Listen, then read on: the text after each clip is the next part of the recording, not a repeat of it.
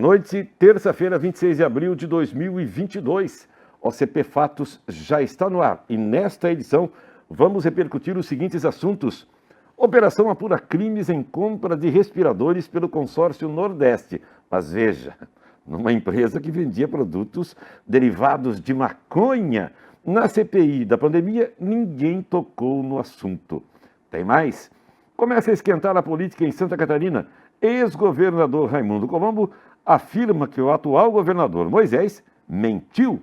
E a casa caiu. Operação da Polícia Federal e Ministério Público Federal em Santa Catarina apreende ouro, armas e imóveis de luxo no estado. Arrombamento de agência do Banco do Brasil em Xereder. Bandidos levaram notebook e revólveres. Esta edição do OCP Fatos já está no ar. Fique aí e acompanhe.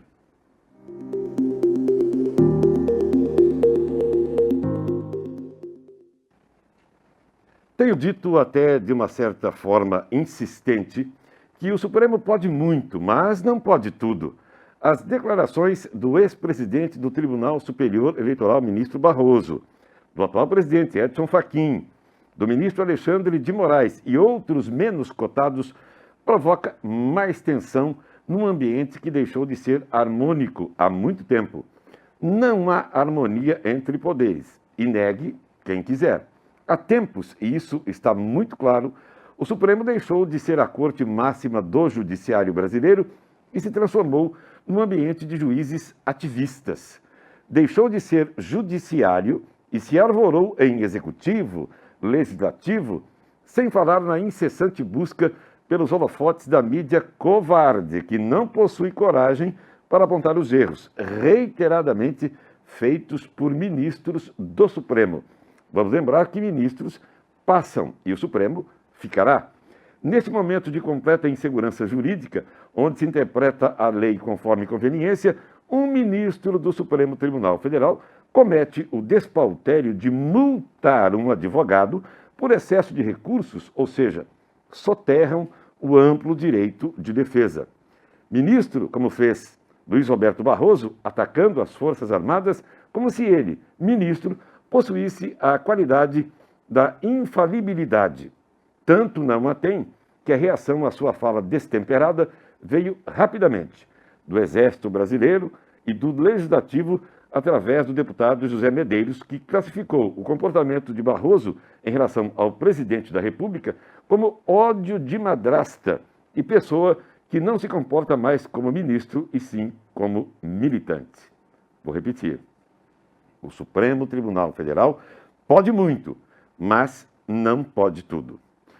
Aqui no Brasil, a compra de respiradores, 300 na verdade, respiradores pulmonares feita pelo consórcio Nordeste para a utilização em unidades de saúde voltadas ao combate à pandemia da Covid-19, foi alvo hoje da Operação Cianose, deflagrada pela Polícia Federal e pela Controladoria Geral da União. A investigação envolve fraude em contratação, desvio de recursos e lavagem de dinheiro na aquisição dos equipamentos que custaram 48 milhões e 700 mil reais e que nunca foram entregues. Parece Santa Catarina, não parece? Foram cumpridos 14 mandados de busca e apreensão no Distrito Federal, São Paulo, Rio de Janeiro e também na Bahia, todos expedidos pelo Superior Tribunal de Justiça. As buscas contaram com a participação de auditores da Controladoria Geral da União. De acordo com a investigação, o consórcio Nordeste contratou uma empresa para fornecer os ventiladores pulmonares em abril de 2020, sendo 60 para a Bahia e 30 para cada um dos outros estados, que são 8, que formam a região. O processo foi de contratação por meio de dispensa de licitação e foi formalizado pela Secretaria de Saúde do Estado da Bahia.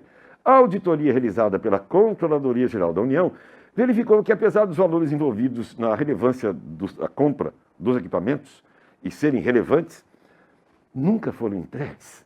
E detalhe, a empresa que forneceu trata-se de uma empresa que vende medicamentos à base de maconha.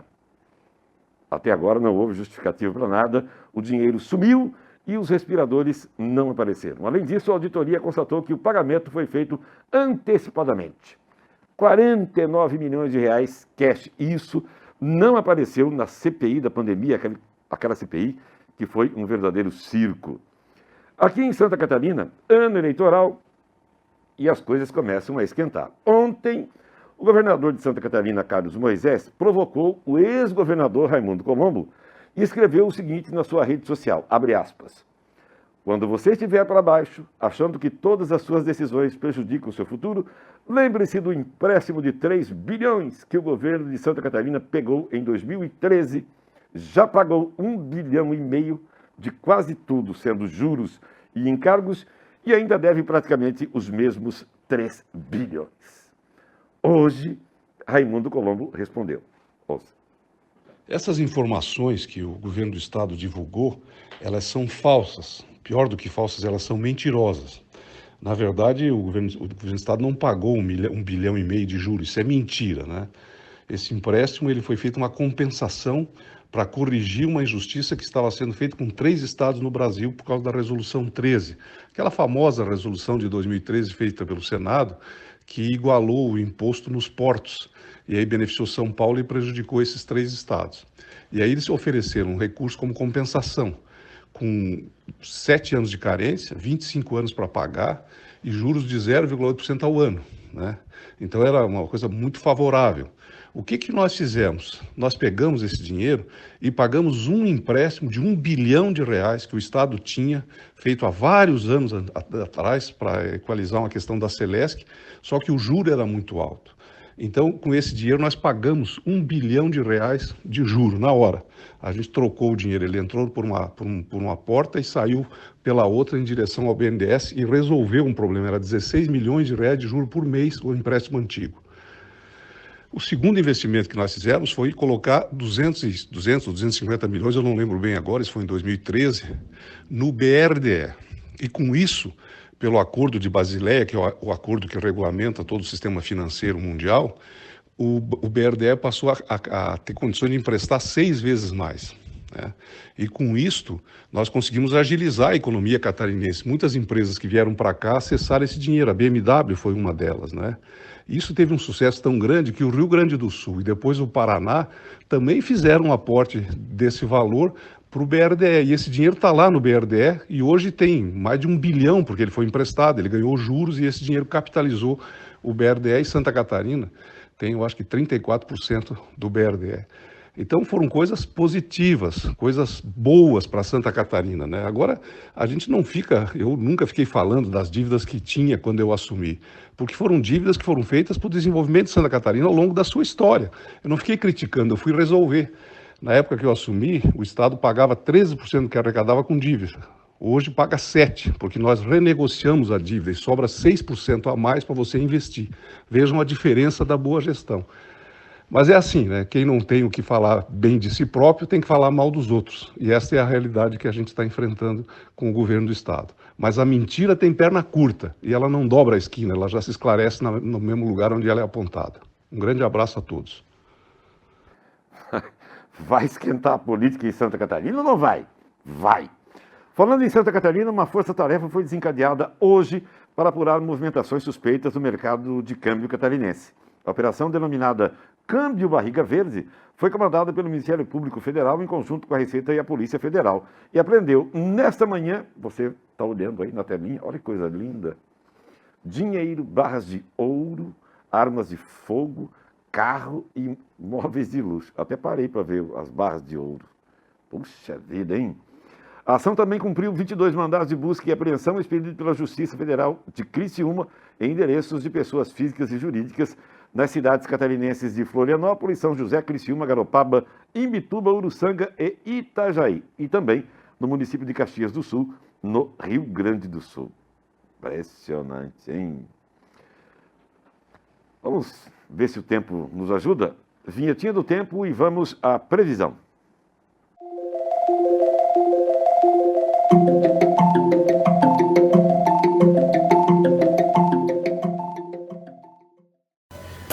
Boa tarde e noite. Nós estamos aqui com nebulosidade mais densa no meio da tarde, aqui no meio do estado pro litoral e mais sol aqui no oeste. Na região aqui de Jaraguá do Sul, como podem ver, está completamente nublado. E aqui na imagem do radar, praticamente não tem nada. A gente olha aqui a região de Jaraguá do Sul, está tudo calmo. Jaraguá está bem aqui, ó, tudo calmo. Hoje a temperatura máxima ficou em 27 graus na região de Jaraguá chegou a 34 aqui em Itapiranga e 7,2 aqui em Painel. Para amanhã nós vamos ter o quê?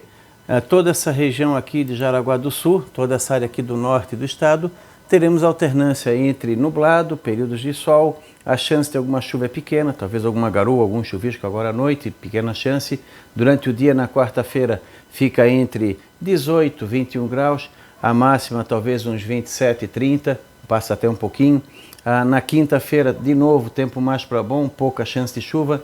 Talvez no final do dia à noite, alguma chance pequena de trovada. Faz calor, passa dos 30 graus, pode ficar entre 18 e 20.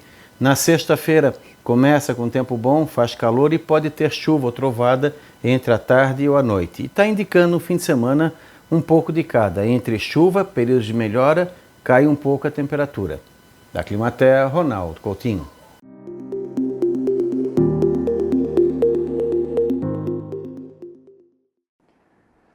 E olha, eu tenho um recadinho importante para você. Se você precisar na sua casa, por exemplo, de limpeza de caixa d'água, troca de reparos de registros, trocas de chuveiros, limpeza de caixa de gordura, vazamentos, entupimentos de pia, limpeza de vaso sanitário, troca de torneira, instalação de filtro d'água, é muito fácil. Olha, existe um contrato de prestação de serviços que está sendo oferecido pelo Alves Soluções e Encanamentos.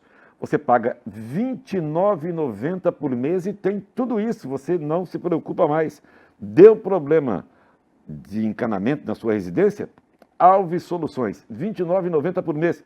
Anote o telefone que você vai precisar, com certeza. É bem fácil. 99292-7747. Alves Soluções, 99292-7747. E uma última informação. Na madrugada desta segunda-feira, a Polícia Militar foi acionada por volta de 1h50 da manhã, porque 4 homens estariam tentando ou haviam conseguido arrombar a agência do Banco do Brasil em Xereder, aqui do nosso ladinho. Na verdade, eles conseguiram arrombar, veja aí a foto. Fizeram um buraco na parede, adentraram o estabelecimento, surrupiaram um notebook do banco e, segundo consta, mais tarde verificou-se que eles roubaram também 2 revólveres da vigilância, perícia esteve no local e etc e tal. Consta que os caras estavam num veículo Renault Logan de cor prata e, de acordo com testemunhas, a quadrilha deixou ferramentas para trás, estava com pressa, né? E sumiu sem levar dinheiro, pelo menos. Levaram um notebook e também 2 revólveres. É mole? É isso. Por enquanto é isso. Nós estaremos de volta amanhã, às 12 horas, pontualmente. E, claro, nós esperamos vocês com as notícias mais importantes do Brasil, de Santa Catarina, nosso estado e também nossa região, claro. Um abraço e até amanhã.